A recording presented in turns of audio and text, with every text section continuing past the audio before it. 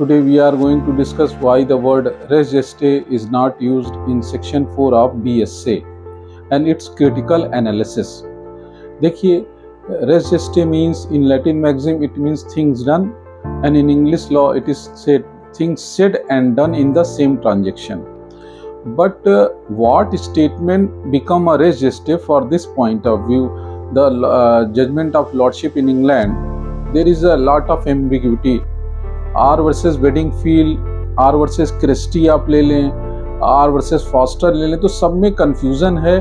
Finally English court इस conclusion पे निकलती है, the statement which are spontaneous and contemporaneous to main incidents become the statement as res gestae. For example, A if beat B, A ने B को मारा और B ने पिटते समय बचाओ बचाओ कहा, ए ने मारो मारो कहा.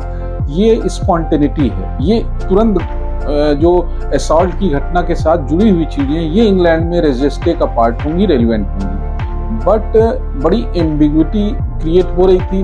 This is why the word res gestae is not used in our section 4 of BSA, और केवल इतना ही कहा गया things which are relevant which are in the same transaction. अब प्रश्न उठता है कि इंडिया में कौन से स्टेटमेंट रेज जस्टे बनेंगे.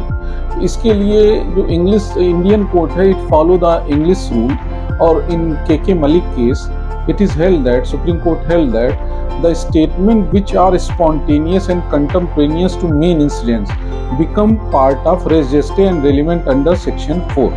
अब थिंग्स डन की जहाँ तक बात है, things done when become the res geste, तो उसके लिए तो सेक्शन 4 में लास्ट में लिख ही दिया गया है कि भाई things done in the same time are in different, but if they are connected with main issues, they are proximity with the main issue, वो भी res geste होंगे. तो यही कारण है कि res geste को सेक्शन 4 में वर्ड यूज नहीं किया गया. Thank you.